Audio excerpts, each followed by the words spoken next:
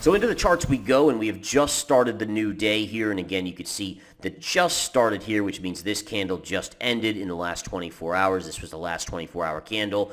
A couple things to note. Number one, in the last 24 hours, we had a little bit of a minor dip in Bitcoin, and we closed flat. The reason why that's semi-significant is that the NASDAQ and the S&P both had big tumbles. If we look at the NASDAQ 100 chart, this is where we closed yesterday. All right, from that point yesterday in the NASDAQ, we went down as much as 4+%, and we bounced and still closed down 2.5%. Now, 2.5% drop on the NASDAQ is another big decline in the stock market world. In the normal correlatory or correlation market of stocks to Bitcoin, you would have expected Bitcoin to be down, $500 to $1,000. It wasn't. It was flat. So in the very short term, that's a slight positive divergence in the Bitcoin chart. And again, I think that is something that, makes me wonder now. You had this kind of surprise reversal, right? So again, if we just annotate the chart a little bit, here was your bull flag, right? So we went up here, bull flag, and then you had the breakout, right? The pop on the bull flag. It then basically popped and reversed because we had the Federal Reserve come out and smash the markets, the asset markets down. From that point, we had a reversal, which then took us below the bull flag, a little bit of a micro immature bearish pattern that then dipped lower, and then the kicker was, and the bullish part of this is that we then reversed right back up, and now we're making a potential inside bar immature bullish pattern. So again, in the very short term, and I know I have a lot of lines in the chart, but I kind of walked you guys through that, but I think the key takeaway here is that in the very near term, the next few days into next, maybe early next week, I would look at this chart and I'd favor slightly the bullish side, meaning that we could be due for a little bit of a pop-up based on the outperformance of Bitcoin versus the equity markets, based on the reversal green candle right here after it looked like this little pattern was breaking down. And then now you have this little, again, inside bar action. So that's just very micro, though. Micro meaning very short term. The bigger pattern, which is probably for the next month to 3 months, is right here.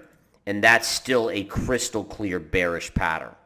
Okay, so as long as you have all these bearish patterns on the bigger macro, you have to think that, again, the bigger picture, meaning the midterm, is still negative versus you have these little upticks in price in the very short term in some of these charts. Okay, so again, I would basically go into the next couple days with a slight positive bias on Bitcoin, very slight. Again, anything can happen here. These aren't big moves that we're seeing. It's by dissecting these little micro candles on the daily chart.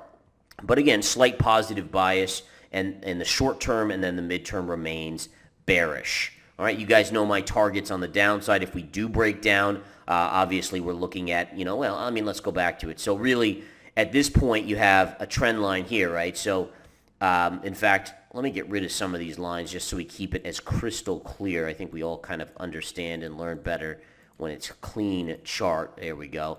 So just so we're clear on this, you have a couple levels. So I would say this is a level to watch here on the upside, all right?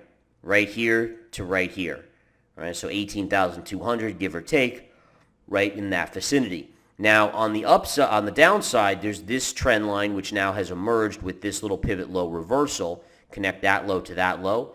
And then obviously if that were to break, then we're looking at this move right here, okay? So again, this flat line right here. So support and support. And then on the resistance side, there's a little minor resistance here, but really this would be your big resistance right up there. If you want to throw in one more trend line, I think, and again, this gives us a little minor resistance. You could do this one, pivot high to pivot high. So on the way up, let's say this little micro bullish immature pattern begins to break up, resistance right here at 17.5, and then about 18.2 to 18.4 right there. All right, so you have your two resistance levels to the upside, your two supports to the downside. If we break to the downside past that, we know 12 to 13,000 is where this thing is headed.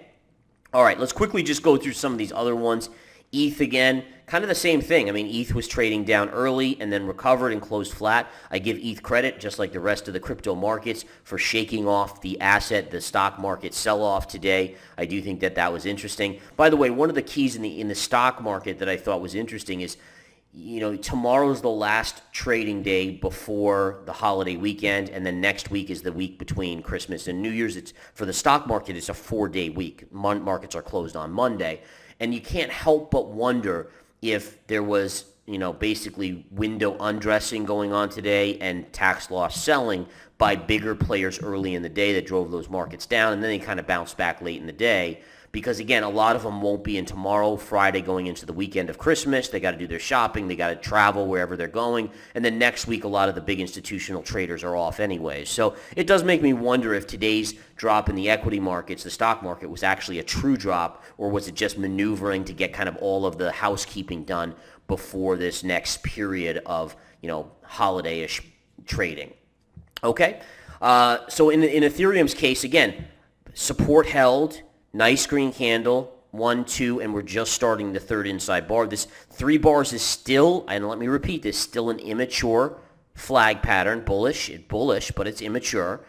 If we continue like this, you got to still favor the upside. And again, upside resistance takes you to 1350. Okay, so let's quickly go to Cardano, which has been struggling, but Cardano, again, you can see it's kind of been kissing this lower trend line. And again, nice little bounce today and starting flat. Again, could be starting a bearish pattern as well. I'm still intrigued in terms of adding down here, but I want to see one more little dip before I stick my neck out and grab a little bit more Cardano.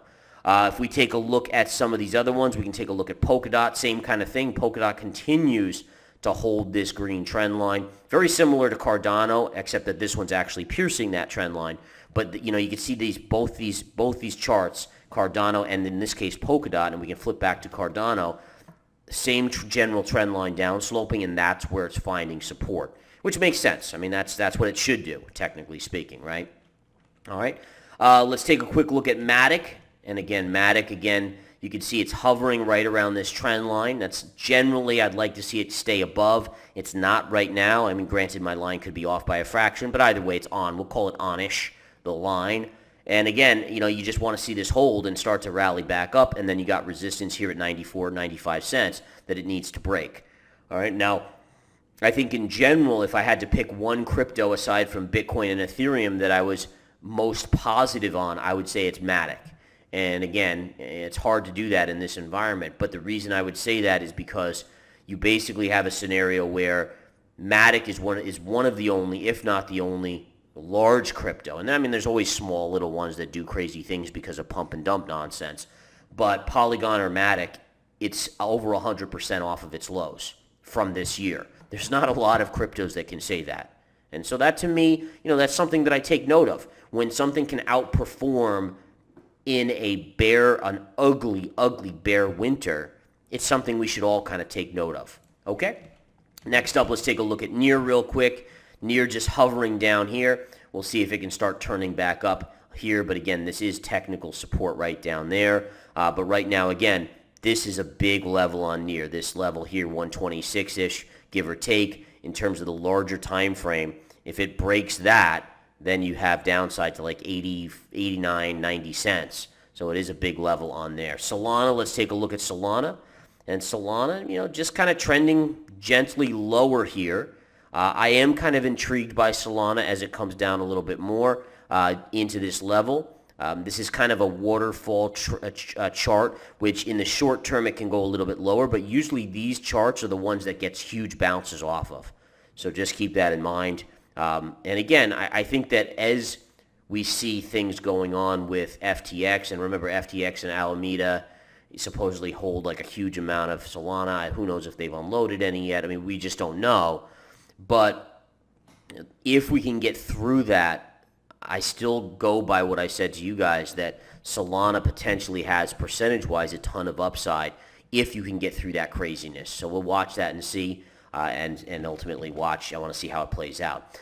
Avalanche hovering right here, still at support, double bottom right here. So far it's holding. You had a little bit of a reversal green candle. When you have a red candle like this and a reversal candle, essentially a green that equals the size of the red right back up, right off of the lows, that's actually a short-term bullish signal. Now you're getting a few inside bars inside of that green. So that does give you a slight positive bias. Again, very slight. It's not a big positive bias, but a slight positive bias on the Avalanche chart.